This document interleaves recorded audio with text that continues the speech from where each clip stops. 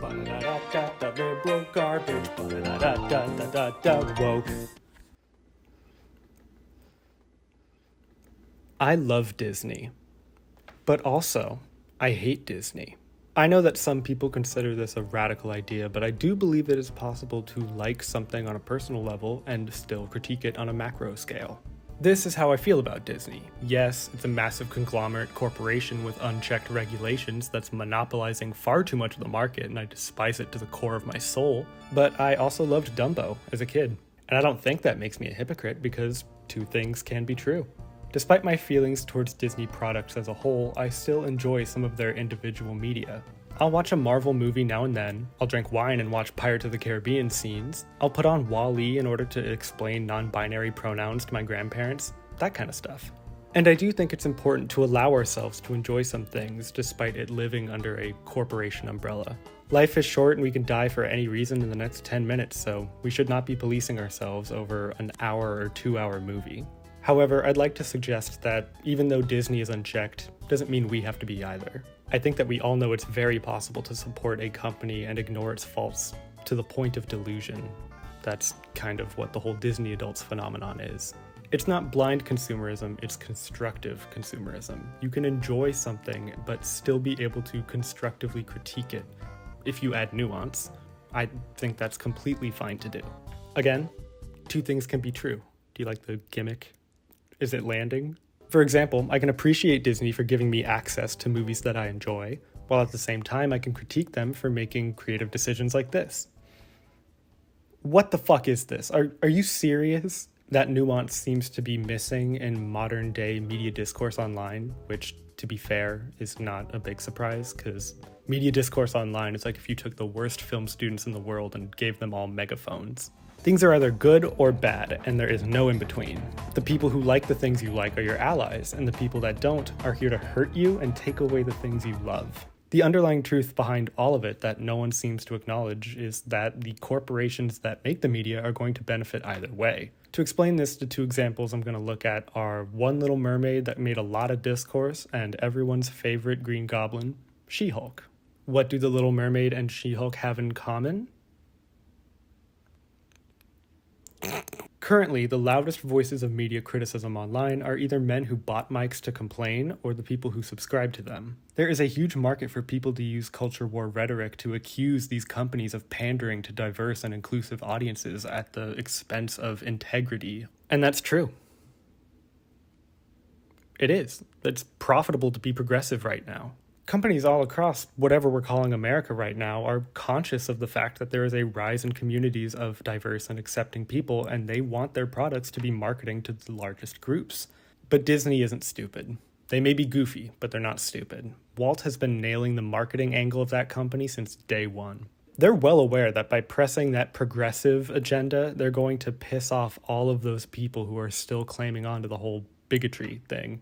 Therefore, they're going to talk about it and end up giving them more publicity than they could have ever paid for. One of the more popular narratives that these podcast men are pushing is the idea that Disney is making the Marvel movie franchise geared more towards women and erasing all of the white superhero roles. So they are calling it the MCU.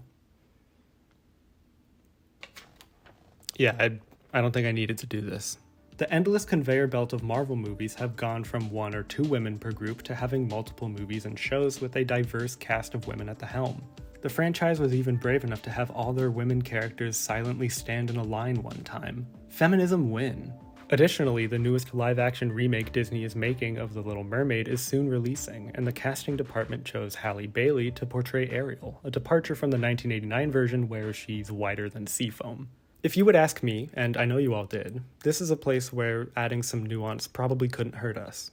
I am glad that the comic book genre is allowing storytelling lenses and perspectives outside of white men to exist, and I think the representation of having more women and people of color is important. Likewise, I think Halle is a godsend of a singer and an actress, and I know she's going to crush it in the role. I think the casting made a good decision picking her. I think these are both very good things. But though it's a step forward, that is all it is. One step. I think Disney has a bit of an issue when it comes to writing original stories from cultures by people in those cultures. And Disney does want a lot of praise for their representation, even when it comes to this, which is a story that has already been told. As for Marvel, I think it is a common but valid complaint to say that their CGI and writing is rushed overall. Because they are demanding their creatives a constant output of work, it's rushing the production time and not allowing for enough rewrites or... Did I freeze? That's what I thought. Basically, they're rushing all of their artists, and the work they're putting out recently is mediocre, put kindly. Remember that girl boss lineup they paraded that one time? Well, that's neat, but barely any of these characters have ever spoken to each other. I don't think it's a feminism win when these women are not really included in your stories. The issue when it comes to criticizing Disney is that the loudest voices in the room are always going to be the bigots who are mad about women or black people, because their one trick is being loud. And they're good at it. They refer to all backlash against Disney as the people rising up against their woke agenda, as if we're all sick of seeing white men disappear. They hate Disney because they're expanding representation. I hate Disney because of the Mufasa movie. Don't include me in your group. This is why something seemingly insignificant like The Little Mermaid's casting is making waves. Those fragile egos are worried this will have a ripple effect in the current media pool, so they want to make the film flop in order to spite the crabby feminists and the higher-up CEO sharks. There were 7 fish puns in that paragraph. Don't forget to like and subscribe. When using a browser extension for YouTube, you can see that the teaser trailer has over 1 million dislikes. The rage baiters use this as evidence that everyone hates that Hallie is playing the fish now. Like that's the one complaint they could ever have.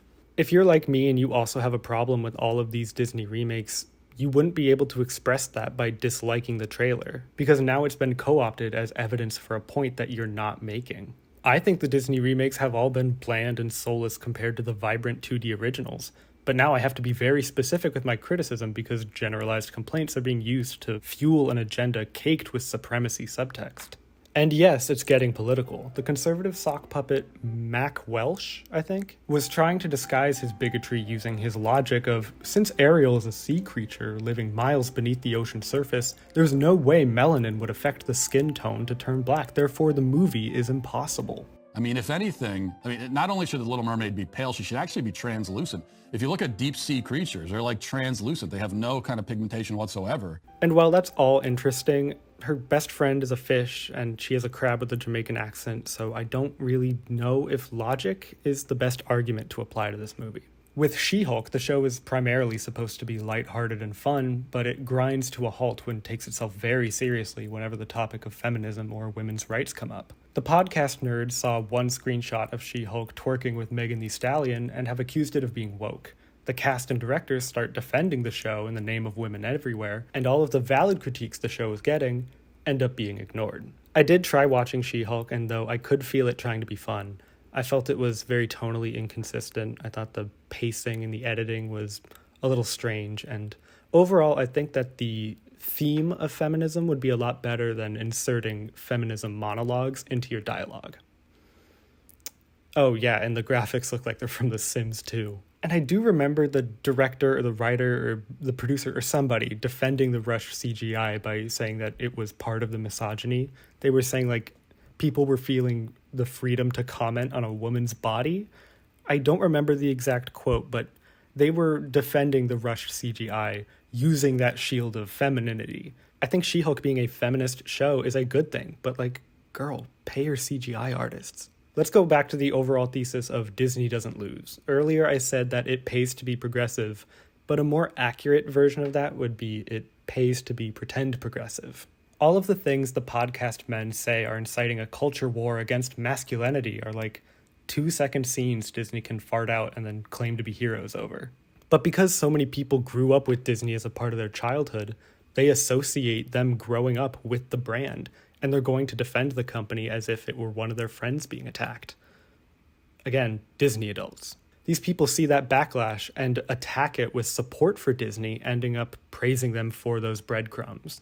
Here's the kicker. Just for a random example, let's say that Disney decides to give Buzz Lightyear's friend a gay wife. There would be months of fighting versus supporting that one scene. Then when the movie comes out, all of those supporters are going to go see the movie in order to help it. And then all of those critics are going to see the movie so they can further bash it in a review. All of those ticket sales just go straight to Disney. They win. The mouse gets its cheddar. Oh, okay, that was bad. Maybe don't like and subscribe. Back to The Little Mermaid, some people have said that if you are neutral or ambivalent about Disney movies, you should put that aside and stream this movie on opening day so it's counted as numbers for the movie, right? We could show Disney we want more black-led films by watching the movie and showing them that there's a market for it. And while I totally understand the incentive behind that, I don't think that's the right way to show it. This is not Disney's first rodeo. I would argue that they understand marketing more than anything. They are fully aware that both sides of this debate are going to watch the movie. Even if only one half of the debate watched the movie, it would still end up making money. The brand is just that big. If I do stream The Little Mermaid on opening night, that data is only going to go into a chart of collective views, not some kind of morality judge. Disney is playing to the largest groups, not the loudest ones. And again, those loudest ones would be the podcast nerds. And despite this cycle having been gone on for a while, those nerds are getting worse. The Little Mermaid trailer resulted in a lot of people feeling emboldened enough to bring back early 2014 style racist memes like this, and this one, and this. All posted unironically, no satire, and primarily on Facebook. I see those and I just see racism. And it's important to remember that racism, put simply, is a sign of weakness. To be racist or to act on any sense of bigotry is to basically claim at some kind of superiority that other people have suggested for you. It makes sense to me that only a weak person would want to uphold a system that gives them credit for not doing or saying anything of value, just being born a certain way. Like, what's weaker than trying to claim that? I think that true value is found in trying to share whatever benefits you have with the people around you. If we can help build other people up, they will be kind and respectful to you back, and I think that's what value and strength is. If you're born with privilege or any leg up in the world, I think it's on you to try and help the people who are not given that kind of leisure. I think that's what true strength is. It's building people up to the same position. It's not enforcing supremacy over media or any other way. So what are we supposed to do about all of this? Well, I shit you not, but I think the real answer is to just prioritize your own peace.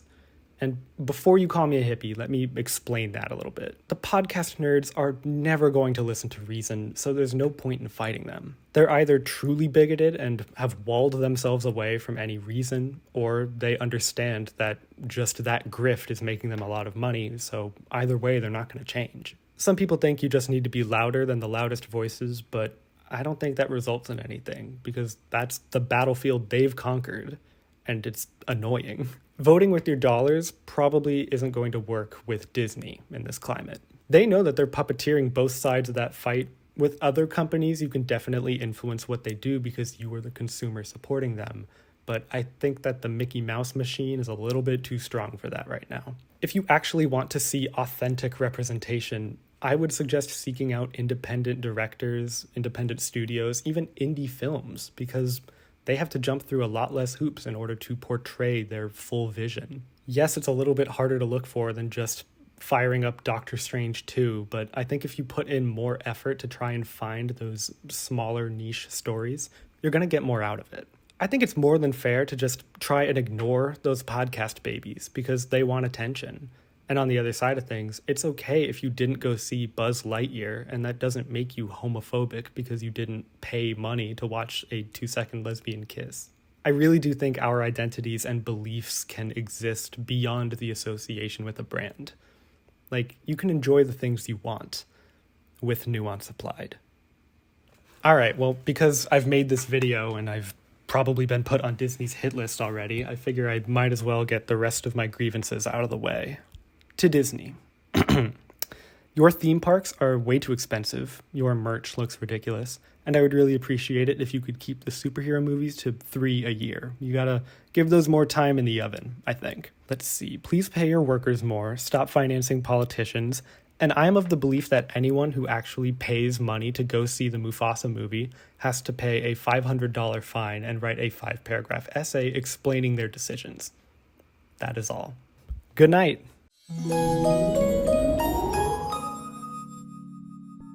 Thank you everyone for watching my video. I wish I could thank you in person, but I got a cat hair in my eye and it's been puffy for a few days, so I really don't want to put that face out on the internet, sorry.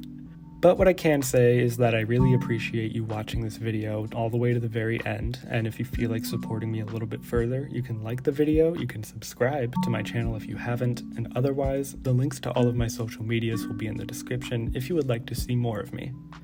You won't be seeing the puffy eye version of me, I will make sure of that, but normal Duncan. Alright, I am going to get straight to work on the next video, so in the meantime, I hope you all take care of yourselves and others. I love you lots, take care, bye.